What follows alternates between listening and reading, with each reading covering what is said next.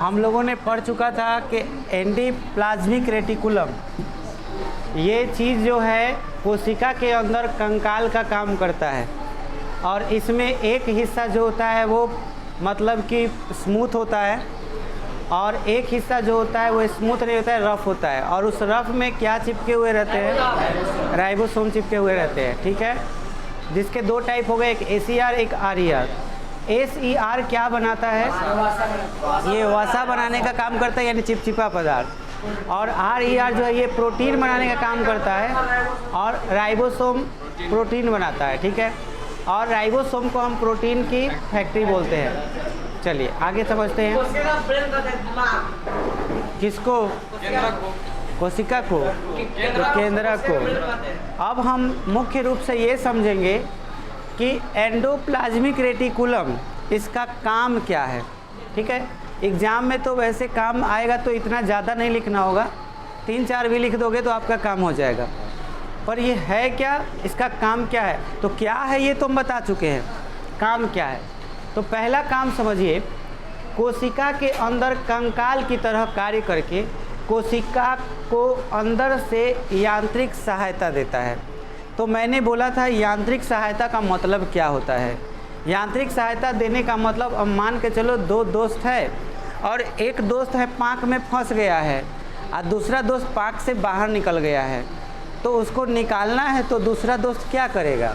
उसका हाथ पकड़ के खींचना चाहेगा, और नहीं तो भाग जाएगा, कहेगा कि तेज जरूरत है तो जो हम कहला पाँक में हो जाए।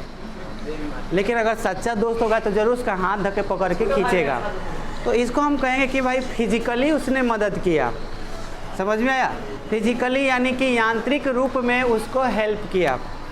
तो यांत्रिक रूप में हेल्प करने का मतलब हुआ कि आप शारीरिक कोई काम कर रहे हो, छू करके बल लगा करके ऐसा कोई काम कर रहे हो तो वो यांत्रिक काम हो जाएगा। अब आपसे यांत्रिक काम कभी भी आज के बाद जीवन में कभी सुनो यांत्रिक कार्य क्या होता है भाई, तो यांत्रिक कार्य का सीधा मतलब होता है कि आप बल लगा करके किसी चीज़ पर काम किए हों। जैसे सोचो साइकिल चला रहे हो, तो साइकिल चलाने के लिए खुद से साइकिल चलेगा, कहोगे कि चल हम बैठल बने तो चलेगा।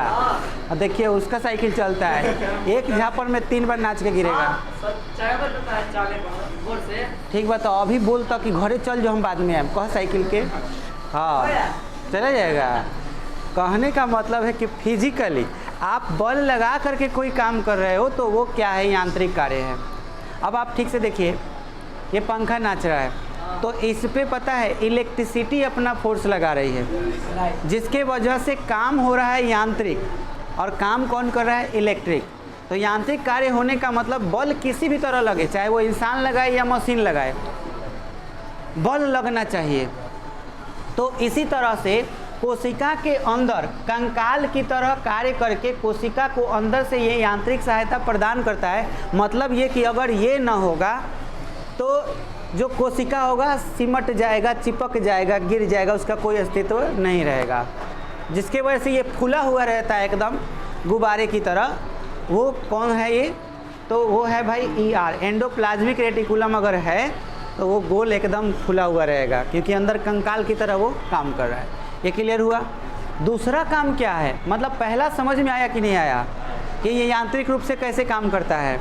दूसरा ये, अच्छा एक बताओ, घर में यांत्रिक रूप से घर जो है, घर में यांत्रिक रूप से कौन कार्य करता है? मतलब घर और छत की अगर हम बात करें तो घर का दीवार ये छत को टिकाए रखने में मतलब मदद करता है कि नहीं? नहीं तो मान के चलो कि कोई कोसा कि चलो हम खाली छतें बनवाएं, दीवार काहे बनवाएंगे? तो बात छत, हाँ तो ओकरा जगह पर पिलर देगा, तो पिलर किस चीज़ का काम करेगा? यांत्रिक काम किया भाई, उसको रोक के रखा। ना तो बिना पिलर के छत बना के देखो कभी, है ना?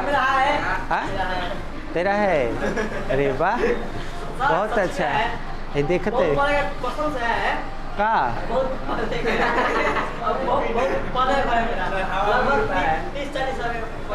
रावण के खानदान है करे पुष्पक विमान जो ऐसे होता वही क्या? चुप रहे फालतू इंसान। मतलब वो कौनो चीज़ पर अड़ल ना है। अरे यार ई ना कह कि पिलर नहीं, लेकिन कुछ तो होगा जो आराया होगा कि हवा में ऐसा ही लटका हुआ है। बताओ ऐसा रहता तो लोग तुम्हारे पास देखने जाता घर कि आखिर कैसे वो आरा हुआ है। चल आगे समझो। दूसरा, कोशिका के अंदर विभिन्न पदार्थों का परिवहन होने के लिए क्षेत्रफल प्रदान करती है। अब आप समझे, कोशिका के अंदर आप केवल ये जानते हो, अभी तक हम लोगों ने जो पढ़ा उसका बात करते हैं। हम लोगों ने अभी तक पढ़ा कि कोशिका के अंदर मतलब कोशिका झिल्ली से घिरा हुआ और अंदर एक केंद्रक है, और केंद्रक और झिल्ली के बीच में एक लिक्विड पाया जाता है, द्रव पाया जाता है, पूरा एकदम चिपचिपा टाइप का। हाँ, लिक्विड द्रव पाया जाता है, जिसका नाम हमने कोशिका द्रव्य रखा है। पर आगे जब आप पढ़ाई करोगे तो उसमें आपको पता चलेगा कि उसी लिक्विड में अलग अलग चीज़ें तैरती हैं और उसमें रहती हैं, है ना। वो सारी चीज़ें उसमें है, प्रोटीन है, कार्बोहाइड्रेट है, ऐसी बहुत सारी चीज़ें हैं जो उस लिक्विड में ही हैं। और उन सारे लिक्विड में वो सारे जो चीज़ें हैं वो एक जगह से दूसरे जगह जा सके या आ सके, उनका आदान प्रदान एक जगह से दूसरे जगह हो सके। समझ में आया? यानी सीधे सीधे समझ लो, ट्रांसपोर्टेशन का काम, मतलब एक जगह से दूसरे जगह आने जाने के लिए जगह चाहिए ना, कम से कम उस जगह को देने का काम कौन करता है? Endoplasmic reticulum, ER। समझ में आया? ये जो है वो जगह देता है कि चलो खेलो कूदो इधर ही, कोई दिक्कत नहीं है। ठीक है, क्लियर हुआ? तीसरा, एक कोशिका से दूसरी कोशिका में भी पदार्थों का परिवहन करने में भूमिका निभाती है। मतलब ये कि हमारा शरीर तो कोशिकाओं से ही बना हुआ है। अब कोशिकाओं से बना हुआ है तो एक कोशिका के ठीक बगल में दूसरा कोशिका भी होगा, दूसरा के से साथ सटा हुआ रहेगा तीसरा कोशिका। ऐसे सारी कोशिकाएं एक दूसरे के आसपास हैं। अब तुम ही सोचो, तुम्हारे घर में कोई चीज़ घट गया, रात में खाना बन रहा है तुम्हारे घर में, और घर में आपके बहुत सारे और भी लोग हैं, पड़ोसी भी है, चीनी घट गया, चाहे नमक ही घट गया, कुछ भी अगर घट गया, चावल ही घट गया, तो उस रात को चावल खरीदने जाओगे कि पैसा मांगोगे? हैं? हम लोग क्या, हाँ देखो, हम लोग के घर में ऐसे ही होता है। अगर कुछ घट गया तो भाई पड़ोसी वाले से जाके कहते हैं कि अभी दे दो, कल ही आपको हम दे देंगे। हैं? बहुत अच्छा बोले, चाची दो ना। अरे जा साहब, खत्म इंसान है तुम। इस पृथ्वी पर बिना मतलब का जन्म हो गया है इसका। चलो देखो, एगो तो नाक इसका बोयाम जैसा फैल गया है बिना मतलब का। देखो ये देखो, समझो अते काहे हंसत रहे, जब हंसे न खुआ होता। देखो इधर, समझो, हम समझा रहे थे, है मुँह बारा है डूबा जैसा। चलो देखो, मैं ये बोल रहा था कि जैसे उधार पैसा चलते रहता है, एक घर से दूसरे घर में जाना, दूसरे घर से पहले घर में, सबको एक दूसरे का हेल्प करके चलता है। ठीक है, वैसे ही अब देखो क्लास में भी क्या है, तुम्हारा कोई टॉपिक छूट गया और तुम्हारा दोस्त आया था और तुम अब्सेंट थे, तो तुम कुछ लिख करके रखे हुए हो। अगले दिन आए तो तुम अपने दोस्त से पूछे कि कल क्या पढ़ाई हुआ था, तुम लिख के रखे हो क्या? तो वो तुम हेल्प करते हो कि हाँ लिखे, लो लिख लेना मेरे में से भी, तो कॉपी दे करके आदान प्रदान करके ऐसे करते हैं। वैसे ही कोशिकाओं का एक जो चीज़ है, अगर इसको कुछ कमी है तो वो दूसरे कोशिका से अगर ग्रहण कर रहा है, तो या दूसरे कोशिका को कुछ कमी है तो वो पहले कोशिका से ग्रहण कर रहा है उस पदार्थ को, तो आने जाने में मदद करने का भी काम कौन करता है? हाँ, ER ही करता है, एंडोप्लाज्मिक रेटिकुलम ही करता है। ये हेल्प करता है कि हाँ भाई तुम जा सकते हो। समझ में आया? एक जगह से दूसरे जगह पुश करने में। क्लियर हो गया? एंडोप्लाज्मिक रेटिकुलम, ई मतलब एंडोप्लाज्मिक, पढ़ा चुके हैं। ये तो मुझे पूछना चाहिए तुमसे आज, है ना, पूछ लूँगा पढ़ाने के बाद। R से रेटिकुलम। अब देखिए RER का काम, RER अपने राइबोसोम की सहायता से क्या बनाता है? प्रोटीन। वो राइबोसोम से प्रोटीन संश्लेषण करता है, जो हमारे शरीर को काफ़ी ज़रूरत होती है। समझ में आया? प्रोटीन का संश्लेषण करने का ये कार्य करता है। SER स्मूथ एंडोप्लाज्मिक रेटिकुलम, ये वसा, कोलेस्ट्रॉल आदि का संश्लेषण करता है ना, चिपचिपा पदार्थ जो भी होता है। छठा कार्य क्या है, कोई भी संश्लेषण हो, संश्लेषण तो यहाँ प्रोटीन का बात हो रहा था, वसा का बात हो रहा, संश्लेषण बहुत सारे चीज़ों का हो सकता है जो आगे आप 10वीं क्लास में भी पढ़ोगे, ठीक है। कार्बोहाइड्रेट हो सकता है, कार्बोहाइड्रेट में मोनोसेकेराइड होता है, पॉलीसेकेराइड होता है, डाइसेकेराइड होता है, पेप्सिन होता है, पेप्टोन होता है, बहुत सारी चीज़ें हैं, ये सब आगे डिटेल में हम लोग पढ़ेंगे। तो इन सब चीज़ों का जो है अगर संश्लेषण है तो उसमें संश्लेषण में मदद कौन करता है, ER एंडोप्लाज्मिक रेटिकुलम, हाँ ER ही मदद करता है। ये मदद किस चीज़ में करता है, किसी चीज़ को संश्लेषित होने में, मतलब बनने में। संश्लेषण मतलब क्या, बनना, क्लियर हुआ। जैसे भोजन का बनना, तो हम कहेंगे कि भोजन संश्लेषित हो रहा है। हम कहेंगे कि पौधे अपना भोजन स्वयं बनाते हैं, तो हम कहेंगे कि पौधे अपना भोजन स्वयं संश्लेषित करते हैं, ऐसे बोल सकते हैं, ठीक है। 7 नंबर देखिए, यदि कोशिका में कोई विषैला पदार्थ प्रवेश कर गया तो विषैला प्रभाव को ER ही नष्ट करता है या प्रभाव कम कर देता है। सोचो आपको कोई चीज़ काट लिया, जैसे मान के चलो कि कोई हड्डी पकड़ लिया, मार दिया इधर, तो आपके कोशिका में वो जहर जब अंदर जाएगा तो आपके सारे कोशिकाओं में मतलब एक हलचल हो जाएगा, बहुत दिक्कत होगा, वो मूव करने लगेगा, वाइब्रेट करने लगेगा। जैसे सोचो आपको जब गर्मी लगती है तो आपके शरीर के अंदर भी कोशिकाएं वाइब्रेट करती हैं, कितनी मर जाती हैं बहुत ज़्यादा गर्मी होगा तो।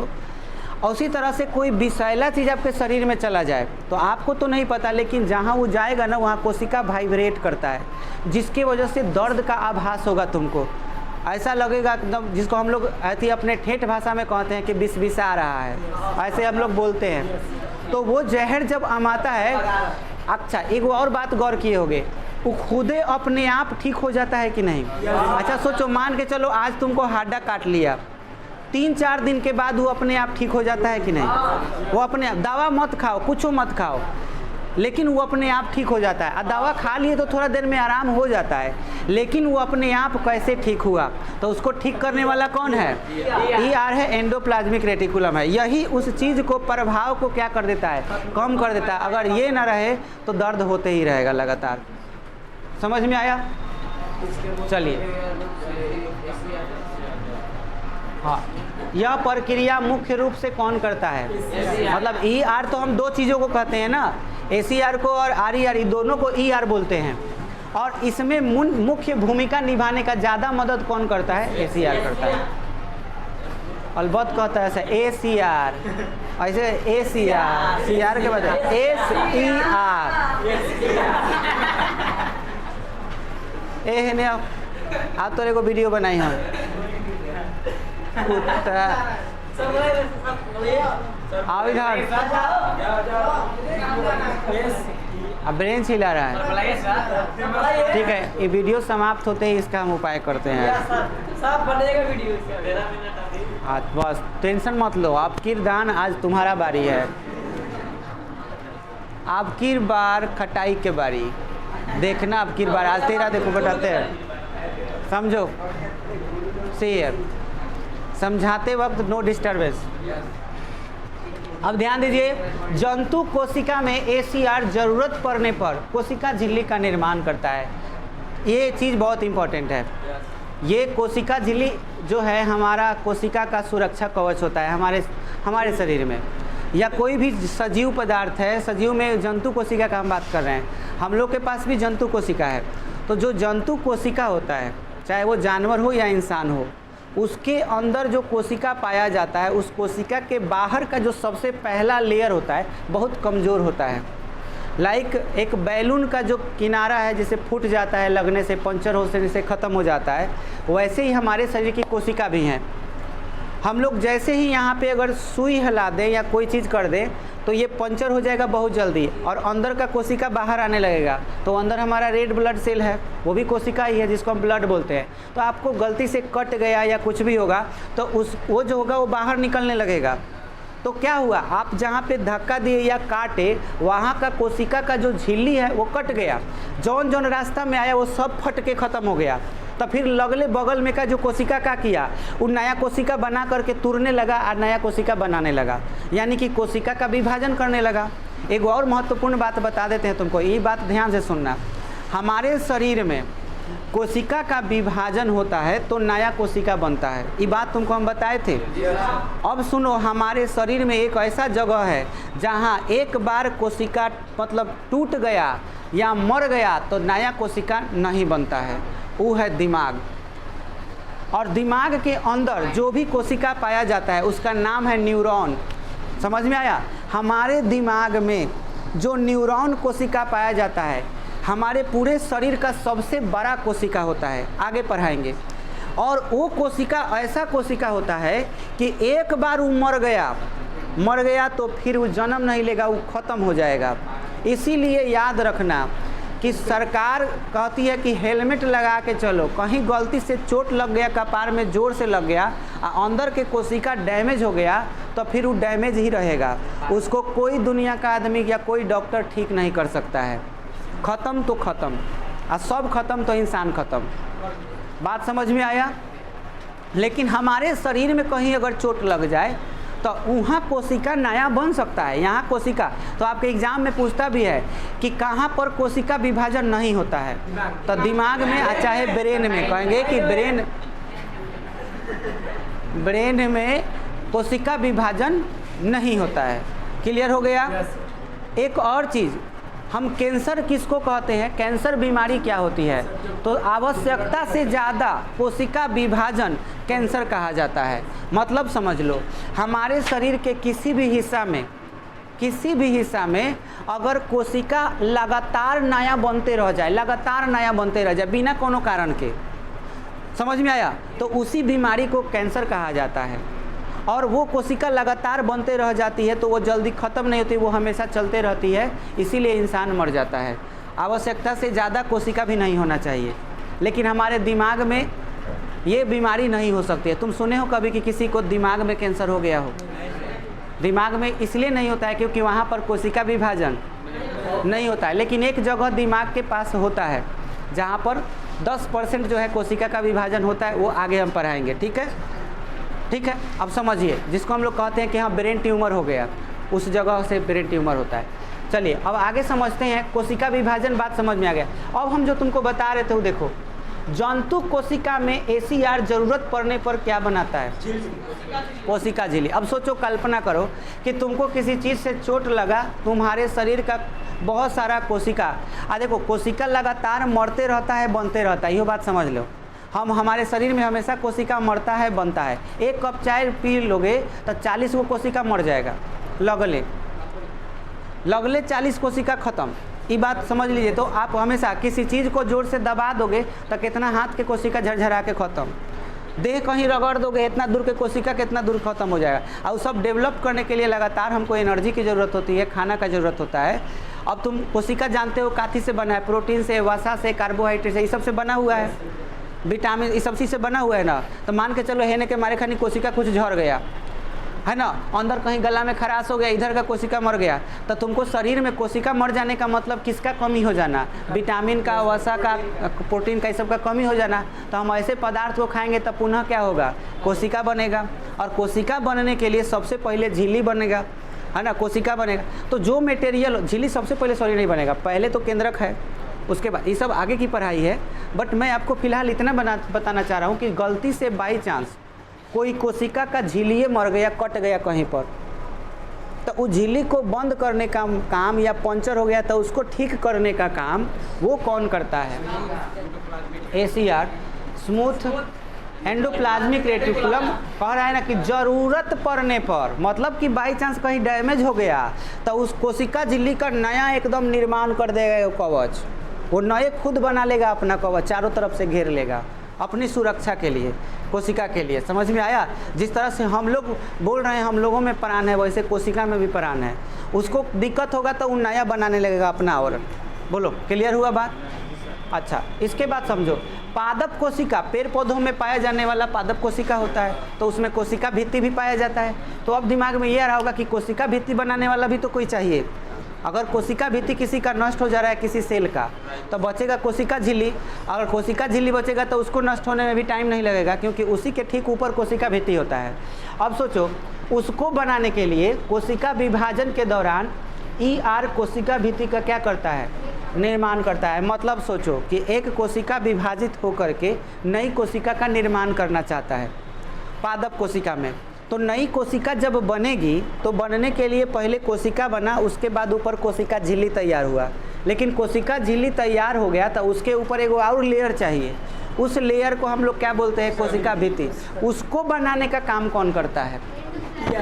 हाँ, एंडोप्लाज्मिक रेटिकुलम ही करता है। ये लगभग बहुत सारे काम करता है एक साथ में। दूसरा चीज, लाइसोसोम के एंजाइम का निर्माण। अब तुम लोग को ये नहीं समझ में आ रहा होगा कि लाइसोसोम क्या है, तो आगे हम आपको पढ़ाने वाले हैं लाइसोसोम क्या है। फिलहाल चूँकि कार्य था तो इसलिए हम इसमें डाल दिए हैं कि लाइसोसोम के जो एंजाइम होते हैं, एंजाइम का निर्माण कौन करता है, RER करता है। अब आपके मन में ख्याल आ रहा होगा कि एंजाइम आए, हाँ एंजाइम बताए थे कि नहीं, बताए थे? अच्छा चलो, एंजाइम का मतलब समझ लो। एंजाइम का अभी पूरा मतलब तो नहीं बताएंगे, बट सुनना ध्यान से, थोड़ा बात में समझ में आ जाएगा तुम्हें कि एंजाइम का सही मतलब क्या होगा। आपको ध्यान से समझना है कि एंजाइम एक्चुअल में किस पार्ट को कहा जा रहा है। हम एंजाइम शब्द जो यूज कर रहे हैं, हम लोग दैनिक जीवन से एक उदाहरण लेंगे, तब आपको एंजाइम समझ में आएगा। जैसे मान के चलिए कि हमारे पास एक क्या करता है रे, खेल रहा है, मैं भी खेल लूँ आके, डिस्टर्बेंस नहीं, दूसरे बेंच पे बैठ जाओ। उठ उठ, जो होने उन्हें जो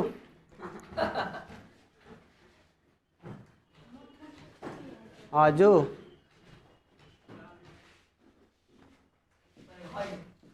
एगो तेवर है।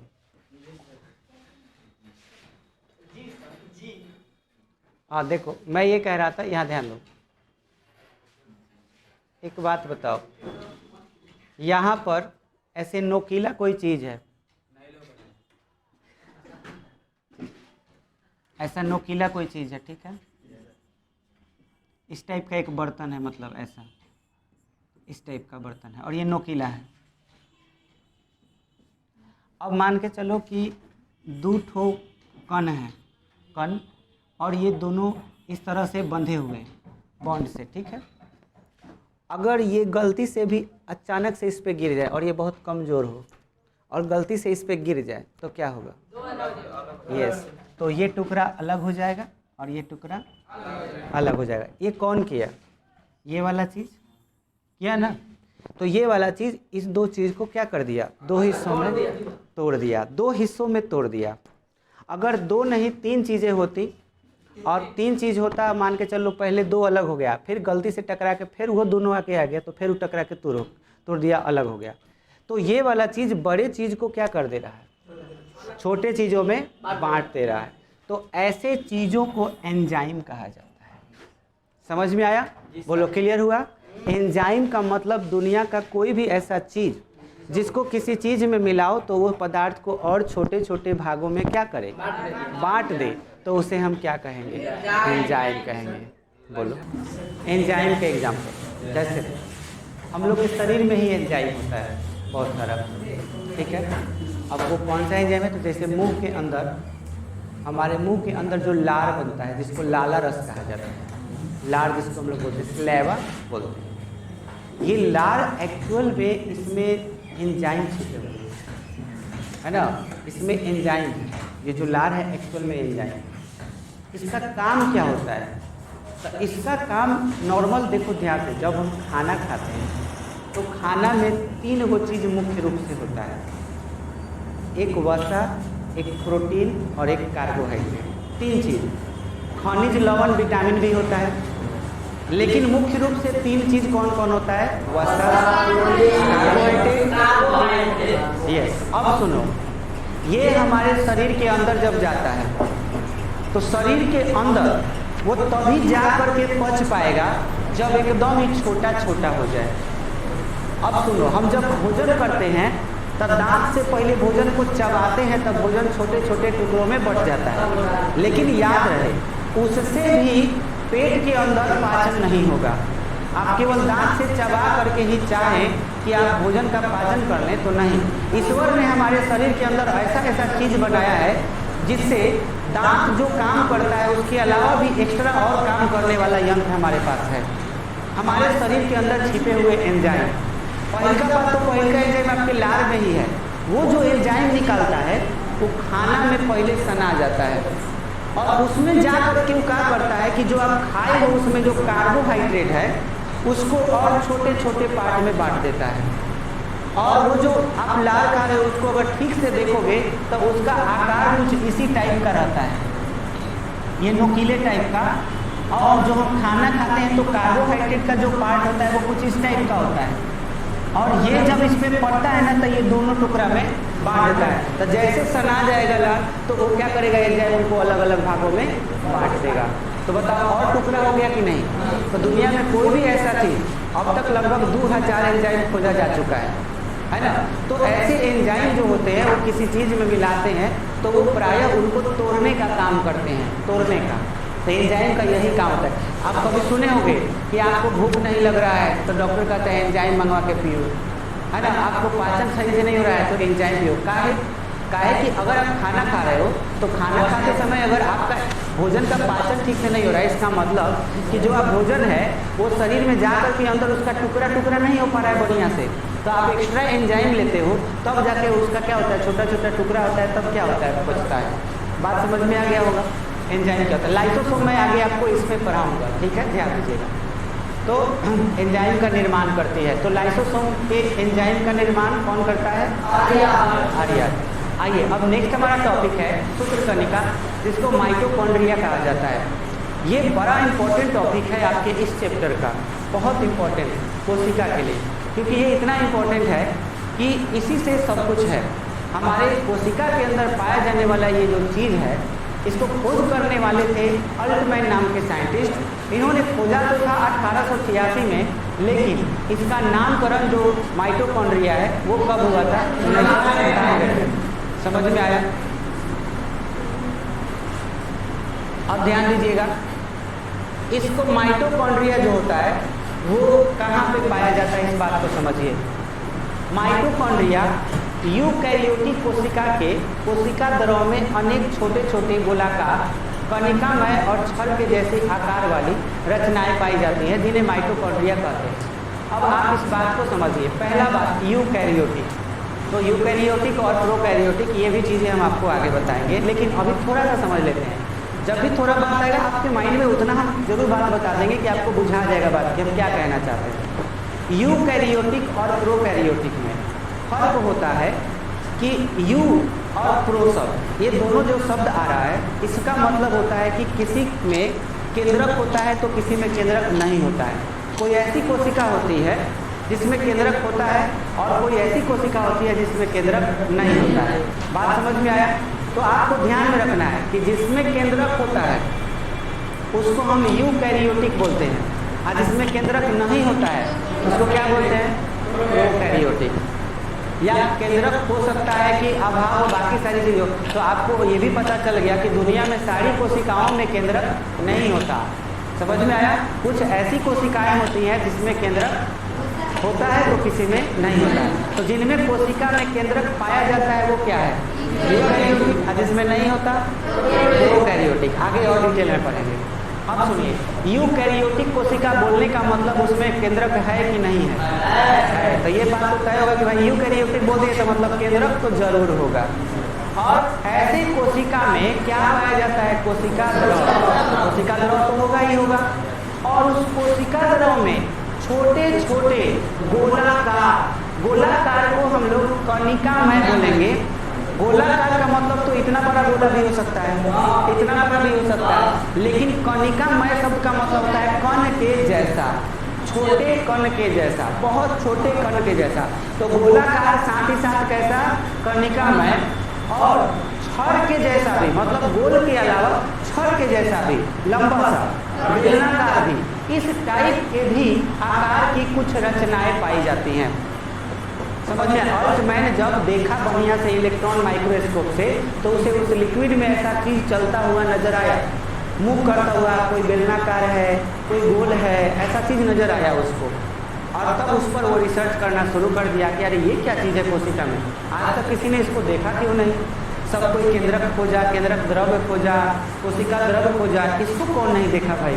तो जब इन्होंने देखा तो बड़ा अचंभित हुए, कहे कि कुछ तो ऐसा इसका काम जरूर होगा, अगर इसमें ये है तो कुछ तो इसका वर्क होगा।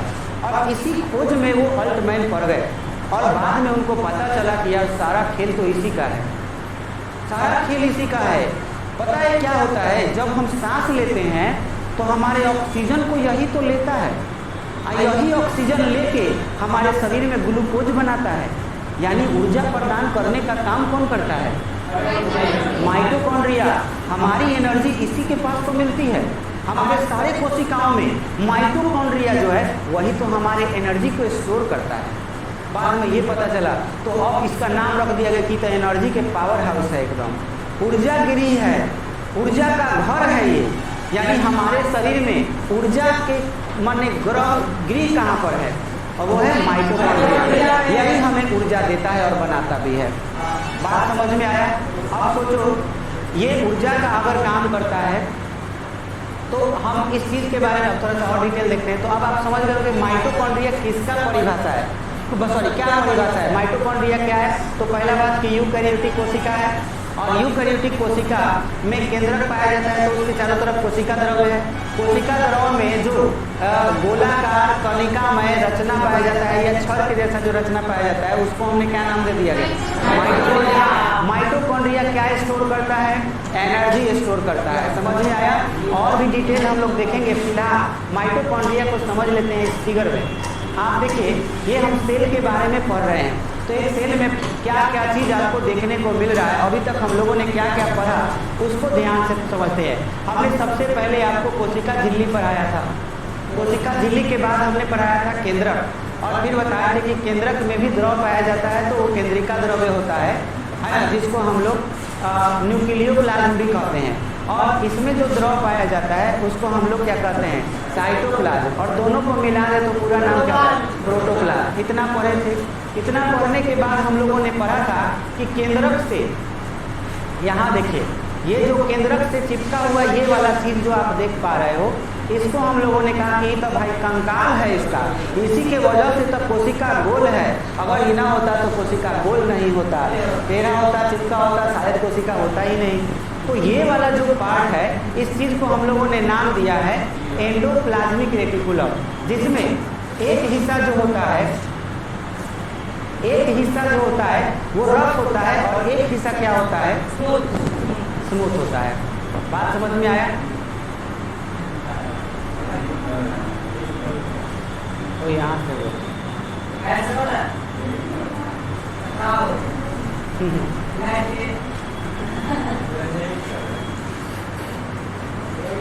चलो हैंग नहीं, सिस्टम में गड़बड़ी। चलिए ध्यान दीजिएगा, यहाँ पे ये वाला गोल्गी कॉम्प्लेक्स ये बाकी है आपको पढ़ना, तो ये मैं आगे आपको अगले दिन बताऊंगा। फिलहाल इसमें आप समझिए कि इसके बाद हम लोग लिक्विड में अभी माइटोकॉन्ड्रिया स्टार्ट किए। ये माइटोकॉन्ड्रिया क्या होता है, तो माइटोकॉन्ड्रिया इलेक्ट्रॉन सूक्ष्मदर्शी से देखने पर पता चला कि ये जो रचना आप देख पा रहे हो, ये वाला ये छड़ के जैसा या गोलाकार, ये हमारा माइटोकॉन्ड्रिया, ये माइटोकॉन्ड्रिया। और इस माइटोकॉन्ड्रिया को पूरा डिटेल में जब देखा गया, पूरा बढ़िया से जूम करके देखा गया, तो उसमें विभिन्न प्रकार की रचना पाई गई। अब देखिए इसमें रचना जो पाई जा रही है, जैसे कोई पदार्थ आपको तैरता हुआ उसमें नज़र आ रहा है, तो उसका भी एक लेयर होगा ऊपर या चारों तरफ से एक परत होगा, है ना। तो वो जो परत था, ये जो परत देख रहे हो चारों तरफ का, इस परत को हम लोगों ने नाम दिया बाहरी झिल्ली या आउटर मेम्ब्रेन। समझ में आया। और जो इसके अंदर, अब आप इसमें एक बहुत बढ़िया से बात को समझिएगा, और जो आप देख रहे हो आकार टेढ़ा मेढ़ा, ये टेढ़ा मेढ़ा ऊपर देख रहे हो डिजाइन, याद रहे ये जो टेढ़ा मेढ़ा जो डिजाइन आपको दिखाई दे रहा है, ठीक है, उस डिजाइन को हम लोग क्या कहते हैं, उस डिजाइन को हम लोग क्रिस्टी के नाम से जानते हैं। ये जो टेढ़ा मेढ़ा डिजाइन है ना, वो डिजाइन, और अंदर जो ये लेयर बना हुआ है, दीवार जो है इसका, उसको हम लोग क्या नाम दिए हैं, लिक्विड जेली। समझ में आया। और इसमें जो लिक्विड